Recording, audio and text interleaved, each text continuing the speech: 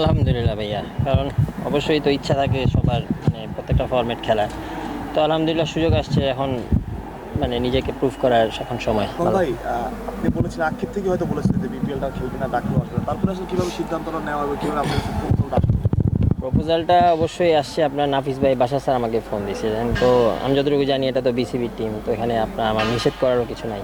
আপনারা চট্টগ্রাম রয়েছে, চট্টগ্রামে এবার বিপিএলে কোনো খেলা হচ্ছে না। চট্টগ্রামের দর্শকদের জন্য মন খারাপ হচ্ছে কেন একটু? না, তা তো অবশ্যই। সব আপনার বছরে তো একটা টুর্নামেন্ট হয়, যেটা বিপিএলটাই, যেটা তিনটা আপনার ঢাকা, সিলেট আর চিটাগাংয়ে হয়। তো অবশ্যই দর্শকদের জন্য এটা একটু আক্ষেপের কথাই, কারণ অনেক দিন তো খেলা হয় নাই আপনার বিপিএল, আবার এখন হয় নাই, যে এটা দর্শকের জন্য একটু মন খারাপের। এবং এনসিএলে যেই পারফর্মটা করছিলেন সেটা আসলে নিশ্চয়ই এখানে কন্টিনিউ করতে চান। হ্যাঁ, তা তো অবশ্যই। আপনার কিছুদিন আগে টি-20 খেলা হয়েছে, তো ইনশাল্লাহ যদি সুযোগ আসে অবশ্যই চেষ্টা করবো যেভাবে আপনার লাস্ট টি-20 এনসিএলটা খেলছি ওভাবে ব্যাটিং করা।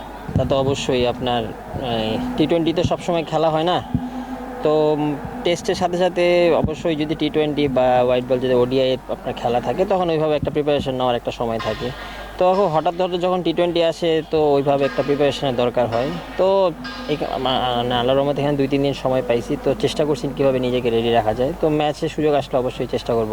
না, লাস্ট 2 দিন তো খেলা হয় নাই, তো আজকে যদি খেলাটা দেখি তো ওইভাবে আপনার প্রেডিক্ট করা যাবে যে কেমন স্কোর হয় বা কতটুকু স্কোর করলে আপনার উইন করা যায়।